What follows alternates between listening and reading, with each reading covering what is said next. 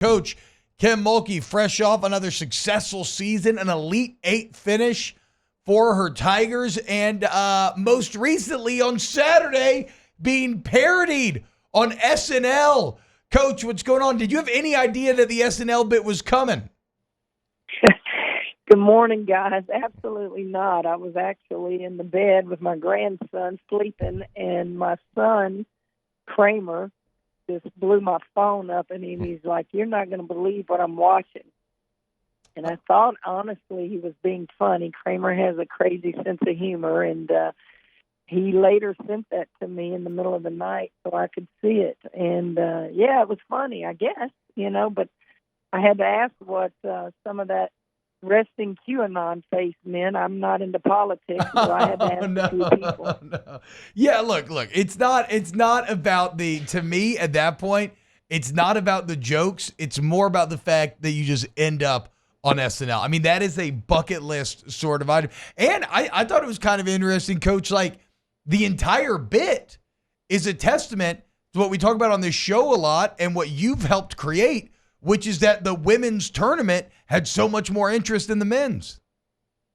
Well, I would agree with that. I think the ratings pretty much tell you that. And it's been just so fun and interesting to watch the ratings and be a part of that with my team, our team. And, that'll go down in history through the years that, what are some of the most watched games in the history of women's basketball, and to think that I and LSU have been a big part of that.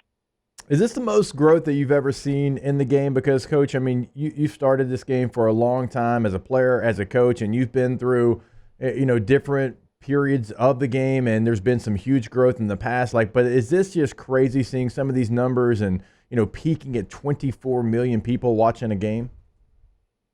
Well, it has, and people send me things because I guess when you've been around the game as long as I have, you tend to forget things. And the other day, someone said, look at the top 10 rated games, Coach, and you were a part, either as a coach or a player, of the top 5. You were in 4 of the top 5 of these rated games. And I thought, wow, I'm really getting old. But it also, to answer your question about the current ratings, it really is crazy to think that from last year's national championship to this year's national championship, it's unbelievable. And I still ask myself, why? Why now? What has made it this way? It's more than just television coverage. I think it's just the personalities, the talent, the coaches. I think it's just a little bit of everything that's grabbed people's attention. I think it's definitely like kind of a cultural perfect storm of good in a lot of ways, Coach. But I mean, for whatever negatives come along with this, I also don't think you can ignore the role that like social media or NIL play in this space, right? Because all of a sudden you turn on the TV and you see Angel Reese on all these commercials. You see whoever your favorite player is on all these commercials. And Angel Reese announces she's going to the WNBA in a Vogue photo shoot, which, speaking of Angel, Coach, 2 years here in Baton Rouge, dominant throughout, national champion, Elite Eight.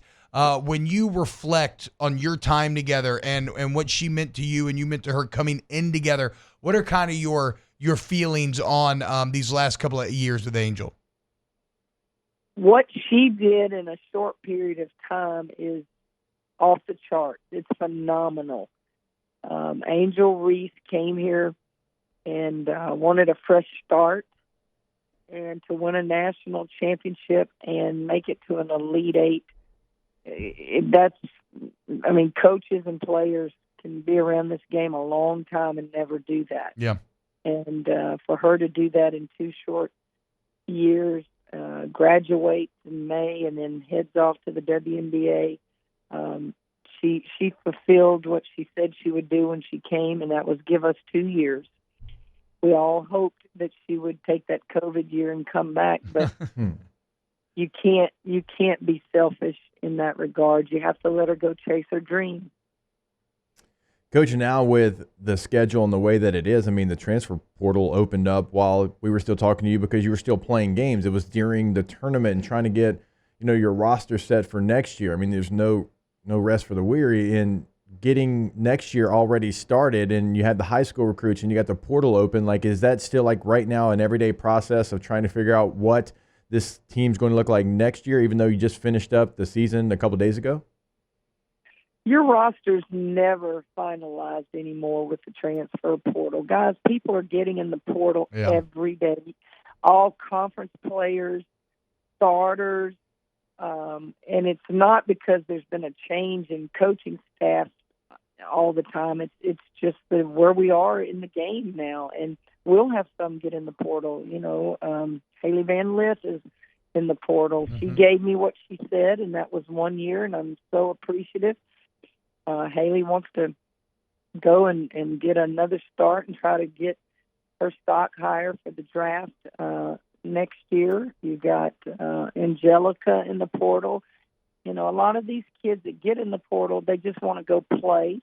But some of them, it has nothing to do with playing time. It's just the world we live in, and your roster is never finalized really until next year when you can't transfer anymore. It's cut off. So we'll be in the portal. We'll lose kids in the portal. It's just what we do now. Yeah, it's and it's one of those situations where it giveth and it taketh away, right? So instead of bemoaning, you just kind of stay on top of it. Coach, when you reflect on this year, defending a national championship, and we've seen so many times how hard that can be, whether it's Nick Saban and that 03 to 04 team, or obviously LSU football after 2019. LSU baseball is kind of going through it right now. What's your kind of view on how this year went for you and your team defending that natty? Well, I was so happy for Danny Hurley. I really like that guy. I love his wife. Got to know them last year. After the championship, we attended some event together in New York City. It's just hard to do. It's just not something that because you have everybody coming back or you have all your starters returning and all this that you just go, that's an automatic. They should do it. So many things take place, from dismissal of players to injured players, things that are, you don't expect. When I look back on this year, and we had a starter and Samaya Smith go down, we had a lot of disruptions with players, and to make it to an Elite Eight, lose by 7 to Iowa team that has a generational player, the same generational player we beat last year for the championship, it's really remarkable, and I'm very proud that we were able to get to that Elite Eight with new players. We only had 2 in that starting lineup from the previous year. Yeah. So, it's only one team is ever happy this time of year, guys. And it's when you just sum it up that way, is it any more rewarding to play for that championship and lose, or lose in an Elite Eight, or lose in the semifinals of the Final Four? Losing is terrible if you're a competitor, but you have to keep perspective that only one team is happy. Yeah. Well, and again, it's a testament to the process, right? Complete new team, and you find yourself in those Final 8 once again. Coach, so what's going on with this banquet and the PMAC on Thursday? Yeah, we have our end of season banquet now. Not usually. The end of season banquet is strictly for the seniors. Well, it's the only 2 we have not going to be able to be there because Angel has obligations with the draft coming up Monday, and Haley is probably, I don't know this, but I doubt she'll be there because she's probably taking visits and she's in the portal. But it will be about those 2 young ladies. It's always about the seniors and acknowledging them. And it'll be packed. It's a very well-attended event, and I encourage anybody that wants to come to get a ticket and come. I've invited like Angelica Velez, who's in the portal, and any of them that get in the portal, please come. This is about the season you just had, and we want to acknowledge it. Coach, when you look at who did end up winning the national championship, it's a South Carolina team that y'all know all too well. Gave them a couple of real fights this year, and now pretty wild what South Carolina's done over the last 3 years, 109-3. So how when like as someone who is directly competing with that team, again, just traded a national championship there. What are these steps that you identify in terms of catching them? Well, let me say this. The last 3 national championships championship teams come from the SEC. Yep. And we need to really acknowledge that because it helps all of us in the SEC. Her teams the last few years, and you got to remember, I go back to playing Dawn when I was at Baylor in 2019 when we won our 3rd championship there. I played Dawn Staley twice in the same year. Wow. I played her in December, the beginning of the year, at her place, and then we ended up playing each other in the playoffs. So I was very familiar then on what Dawn was building at South Carolina. And right now she's just the hot team, the hot program, and she's got it going on. And to think that she won it this year after losing all 5 starters last year is a testament to the fact that she kept them there and they didn't jump in a portal. Yeah.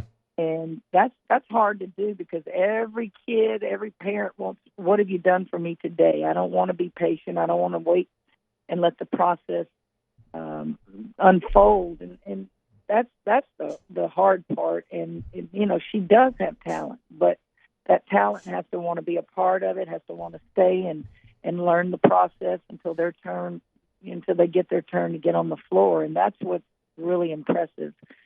Certainly undefeated. There's never, what I see, maybe, I don't know how many teams have done that. I was fortunate to go 40-0 on one of my on the 2012 team. And I say all that because everything she's experiencing, it's not easy. It's very difficult. And people sometimes forget getting there is extremely hard, but maintaining a relevant program is even harder, and they're just really getting it done right now. And Coach, you mentioned SEC 3 straight titles, and then next year you're just adding a team in Texas and also Oklahoma, but Texas who was a 1 seed in this latest NCAA tournament. So the rich get richer, and it just gets even more difficult.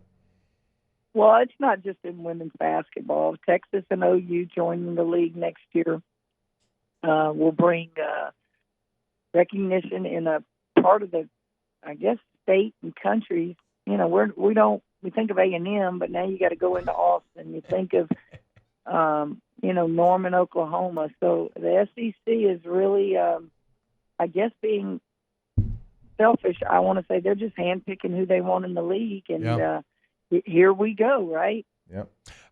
Coach, so I hate this the last time we're going to get to talk, or at least, on a weekly basis, because everybody loves us so much every single week. And as often as we come to you for, basketball questions, we come to you for life advice, general sports advice. And I know one of your passions is LSU baseball, and the team's going through it a little bit here. Rough schedule, lost 4 series in a row. It might be the first time in program history, coming off the Natty. If you what are some kind of areas or techniques or processes that you would identify? How would you treat it if your team was slumping like this and you had to try to kind of rouse them out of it?